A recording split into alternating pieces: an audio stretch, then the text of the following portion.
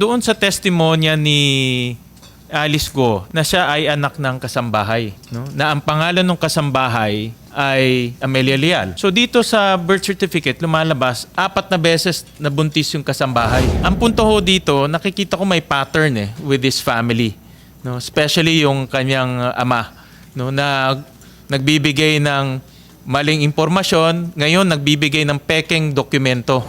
Considering the emerging evidence, kahit dito sa hearing, dun sa nationality ni Alice Guo, what penalties might she face? Option din po ba yung deportation? Kung ma-charge po si Mayor Alice Guo at yung mga ibang foreign nationals na respondents, sa harap po sila sa kaso at kung ma-deem guilty sila ng korte, ang maximum penalty po ay life imprisonment. Pending ang kaso sa korte, hindi po sila pwede ma-deport. Ngunit kung assuming mag-convict sila at ma-serve yung sentence, doon na po sila maaring ma-deport kung foreign national po sila. If convicted, service of sentence in the Philippines is a prerequisite before their deportation to their countries. If you can answer this question, now that there is a move to cancel the birth certificate, meron ng ika-cancel na, and I'm very optimistic maka-cancel with the amount of evidence na peking kanyang birth certificate. Nakikita ko na maka-cancel to. Anong mangyayari kay Go Huaping? No? Ang basa ko dyan, sir, baka additional evidence po yan dun sa co-warrant of proceeding na i-initiate ng Office of the Solicitor General labang kay Mayor Alice Guo. But maiiwan pa ba siya sa bansa natin? If the co-warrant of proceeding against her succeeds, she will be stripped of Philippine citizenship. However, as long as if she is charged in court for her pending criminal investigations, hindi po siya maaring ma-deport habang pending itong mga kaso na to. Kung ma-cancel yung kanyang birth certificate, in effect, maka-cancel yung kanyang Filipino citizenship, diba? Kasi that's the proof of her citizenship eh. Ang basa ko dyan, but we have to look into it further, no? The way to cancel her citizenship is through the co-warrant of proceeding. Yes. And I'm very optimistic that will prosper yung co-warrant. Pag nag-prosper siya, what will happen to her citizenship? It will be canceled. Yes. So what citizenship will she carry? Ayokong pangunahan, sir, kung ano, no, but that would depend on the outcome of the co-warrant of proceeding. All right. Okay. Nandito ang PSA para mabigyan linaw o at least ma-take note nila itong nakikita ho natin. Naintindihan ko ho sa PSA na nag-file na sila sa OSG para i-cancel yung birth certificate ni Alice Go. Tama po ba? Yes po, sir. Engineer? Kay Alice Go lang ba? Kasama po yung mga kapatid. Ilan kapatid ang kasama? Yung four. Yung 4. Kasi meron kaming observation na nakita, i-flash ko lang sa slide. Kay Alice Go, kay Sheila Go, kay Seaman Go, at kay Wesley Leal Go. Sa birth certificate niya, pa-flash lang namin, nila. Yan. Kung pwede makita sana yung name, no? Sa birth certificate nila, yung name ng kanilang ina, pare-parehas. Si Amelia Leal. No? Yes. But doon sa testimonya ni Alice Go dito sa committee na siya ay anak ng kasambahay. No? Na ang pangalan ng kasambahay ay Amelia Leal. Di ba ho? Yes, sir. So dito sa birth certificate lumalabas 4 na beses nabuntis yung kasambahay. Based on record, sir. No? Parang unusual, no? Kasi yung kanyang first testimony, sinabi niya na yung kanyang ina hindi niya nakilala dahil kasambahay at hindi niya na nakilala. Pero succeeding years nabuntis ulit ng 3 beses pa. Yes, sir. No? So that's one. Another thing, nakita ho namin doon sa marriage certificate, na point out na ito ng ating chairperson, na yung date of marriage ng kanyang ama, no, na dito ay pangalan si Angelito Guo at si Amelia Leal, no, kay Alice at kay Sheila, ang date of marriage is October 14, 1982. Yes, sir. Tama? Doon kay Simen at kay Wesley, January 21, 1987. So magkaiba po yung date of marriage, no? And plus, nung tinignan ng PSA, wala naman silang marriage certificate at all. Wala po, sir. Correct? Wala Tama po sir. ba? Wala Negative. Negative, no? So obviously itong mga dates na ito peke, no, na ibinigay nila. Pero nagtanong-tanong pa rin ho kami sa Caloocan Civil Registry tungkol dito sa dalawa because we were doing further investigation. Na-investigahan nyo pa itong si Seaman at si Wesley? We have already requested for an ocular inspection. However, the local civil register questioned the authority to conduct the ocular visit. So we are coordinating with the local chief executive so that we can do further verification po dun sa ano. The Space. local civil registry questioned your authority? Actually, sir, because we have a representative registration officers from the field office that will conduct the ocular. Okay. So we are coordinating with the local po. Yeah, but in due fairness, kinausap po namin yung local civil registry and very cooperative naman sila sa amin. No? In due fairness to the local registrar. And maybe because kapitbahay namin, Valenzuela, Caloocan, magkatabi. No? So, she was very cooperative. And binigay niyo ho sa amin yung mga facts surrounding kay Seaman at kay Lialgo. At one of the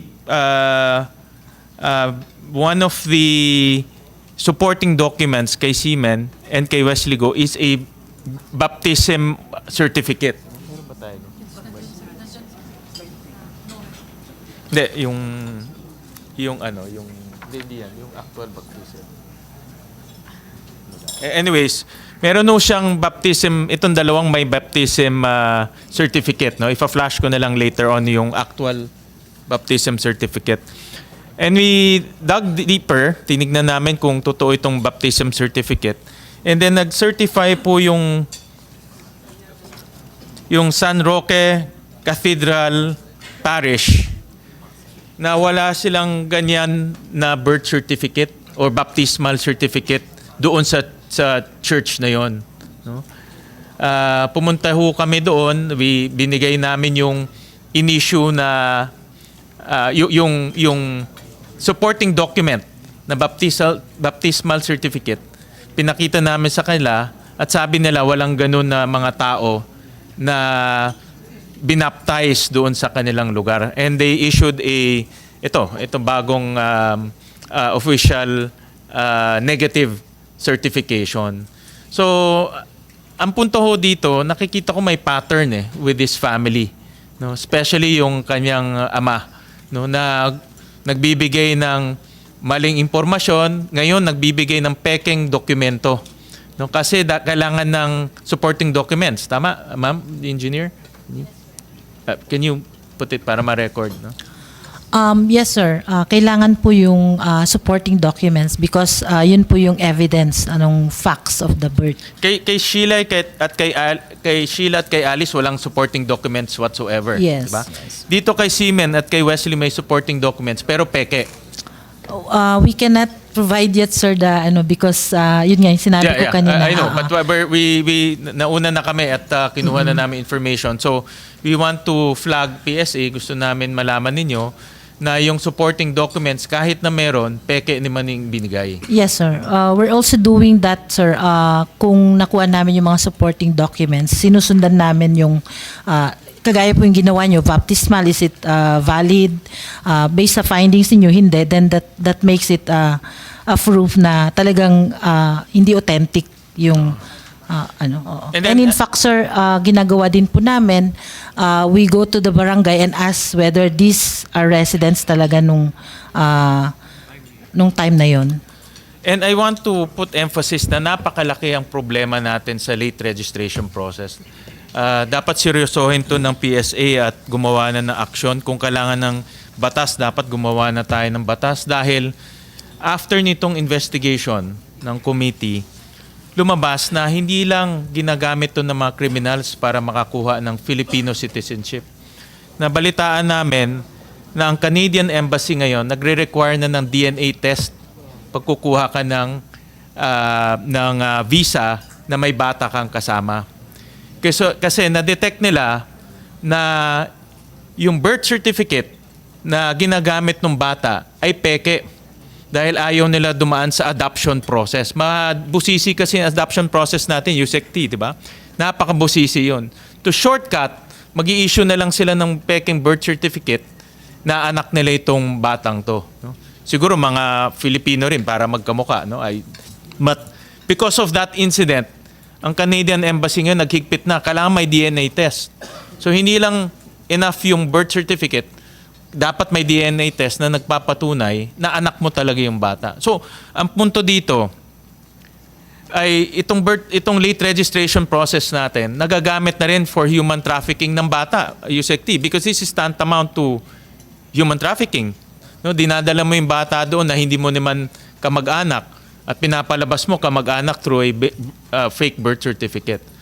So importante na, and we will request from PSA to give us your list of recommendations, your list of action plans, the reforms that you have undertaken, plus yung remedial legislation. Ano ba yung mga batas na kailangan natin para mahinto na ito? At kanina napakita ng staff ko yung baptismal records. Pakilabas nga. Yan, ito yung baptismal records na supposedly attachments doon sa fake birth certificates ni Seaman at ni Wesley Guo. No? Just to flag you, para in your investigation matingnan nyo rin yan. And I'll jump to USEC-T. Itong na-mention ng nakuha kong information about dinadala yung mga gusto nila mag-adapt, no? Gusto nilang mag-adapt dito sa Philippines. Pero dahil nga mahirap yung ating adoption process, which is tama naman, ngayon pinipeke na yung birth certificate. Meron ba kayong mga ganitong nadidetect lately? Yes, Senator. Meron po kami ganun na detect lately. But yung focus namin ngayon, at in fact, magko-convene na kami ng small group from IACAT members, ay yung online bentahan ng mga bata. Nandun pala kami sa level na yon.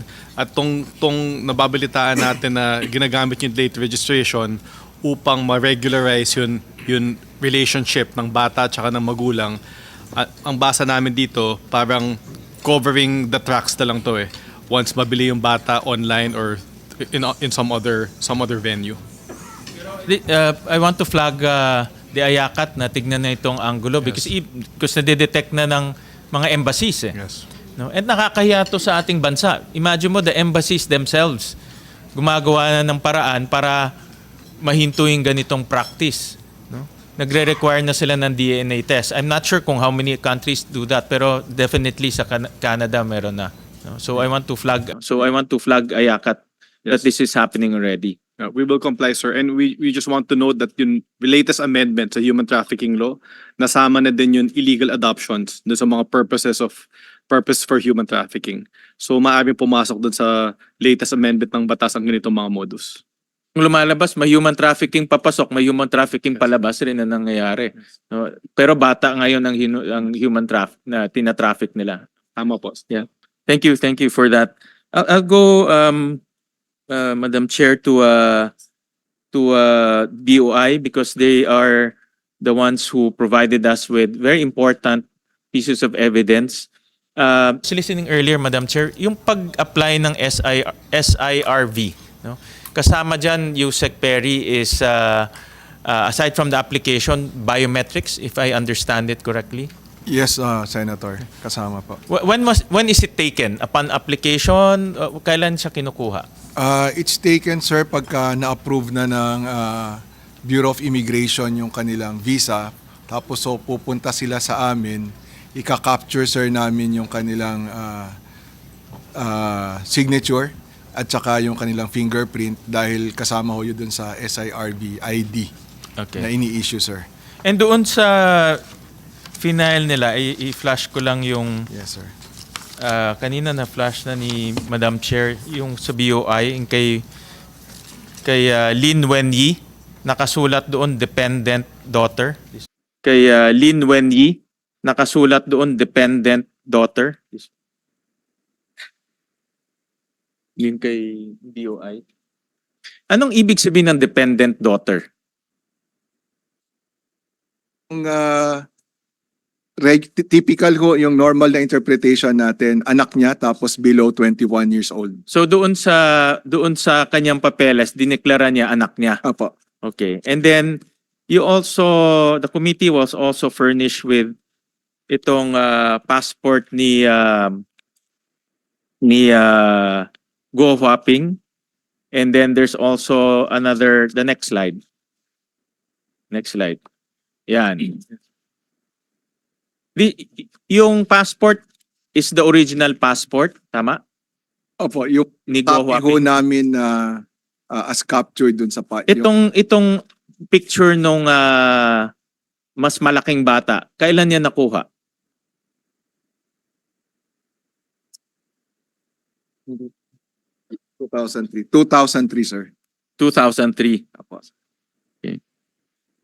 2003 siya nakuha. So at that time, if you go by this age, mga around 13 years old siya at that time. Yes, Your Honor. Correct. And then kasama nito is, I understand, biometrics na sinabit rin to the committee. Yes, sir. Yeah, and I just want to flash the biometrics. Madam Chair, it was given to the committee. So ito yung biometrics ni Guo na nakuha ninyo. Correct? Well, hindi nyo ito yung sinabit ninyo, no? We're not yan yung sinabit ninyo sa amin, no? Yes, Your Honor. Okay. So during that time, physically kinuha nyo yung biometrics ni Guo Huaping, kinuha nyo siya ng picture in 2003 Tsaka signature. and signature. Physically nandoon siya. Opo, Your Honor. Hindi anyone na representative or anyone. Siya mismo ang kumuha Siya nun. mismo po. Oo. And Madam Chair, with the permission of the chairperson, I also saw kanina that the chairperson pinakita yung NBI clearance ni Alice Guo. Can we show that? I don't have a copy of that. No? Nandito pa ba si RD Abiera? Yan. Nag-CR lang?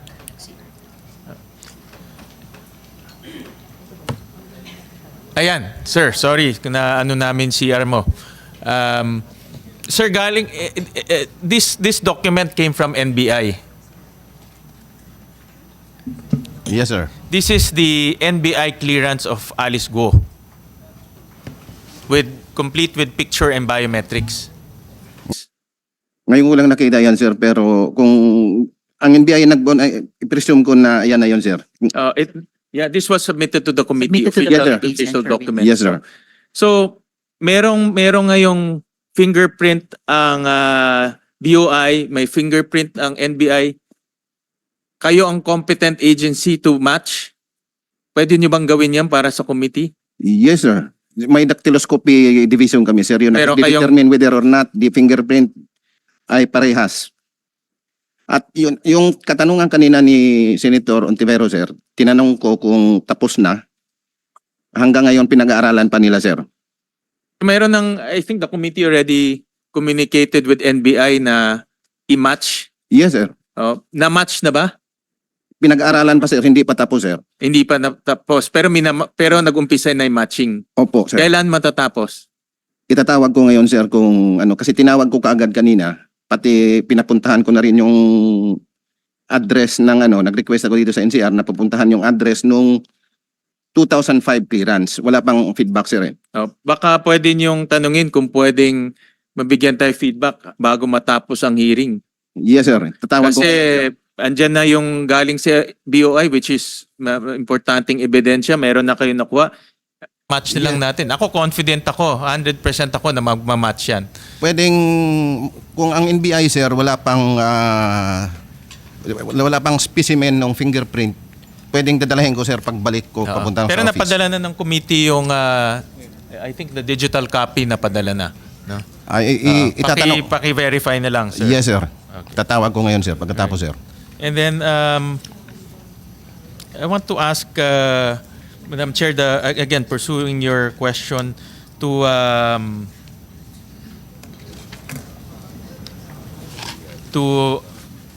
AMLAC. No? To AMLAC. I heard earlier rin na merong mga ibang information pa na provide yung... I won't go to the money laundering kasi I think you made a statement na ongoing investigation. Ano? So, doon na lang ako pupunta doon sa other information tungkol kay Alice Guo.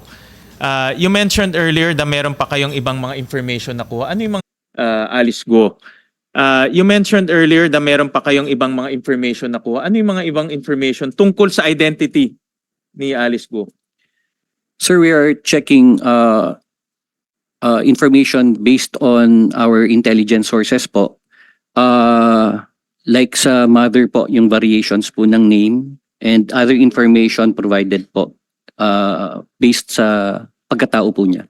So, 'di ba pag nagbubukas tayo ng bangko, ng bank account, pumiperma tayo pa name, last name, 'di ba? Address. Opo. Tapos meron din doon maiden name.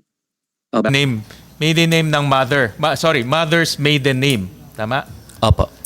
Ano ang sinulat ni Alice Guo doon sa mother's maiden name? Based po sa investigation po namin, doon po namin, there are several variations po, Senator. So, just to give you some of the variations po na tinitignan namin, Winnie Leal po, Wenny Leal Lin, Wenyi Lin Leal, Winnie C. Leal, tapos yung Amelia Lim Leal and Amelia Leal po. So, several variations po, like I mentioned. Meron siyang sinulat na Wen Yi Lin. Tama? Opo, Senator. So meron din siyang sinulat, iba-ibang variation pero meron siyang sinulat Wen Yi Lin. Tama ba? Nakalagay po Wen Lin Leal po. Wen Yi Lin Leal. Opo. No? And then meron ding ibang mga variations, correct? Tama po. Oo. So, in other words, nung binuksan niya yung account niya, voluntarily, no, sinulat niya na ang kanyang mother's maiden name is Wen Yi Lin. May Opo. Leal lang. No? Opo. Pero alam naman natin, Leal, ano lang naman yun katang isip lang naman yun, parang imagination lang yun. Diba? Pero nakasulat doon, Wen Yi Lin. Opo, Senator. So, ang ibig sabihin, siguro bago pa lumabas tong issue na ito, voluntarily, sinusulat niya ang nanay niya si Wen Yi Lin. Opo. Pareho doon sa BOI documents. Opo, Senator. Correct? Opo. Alright. So, I will stop there kasi alam ko na yung ibang issue ay still under investigation.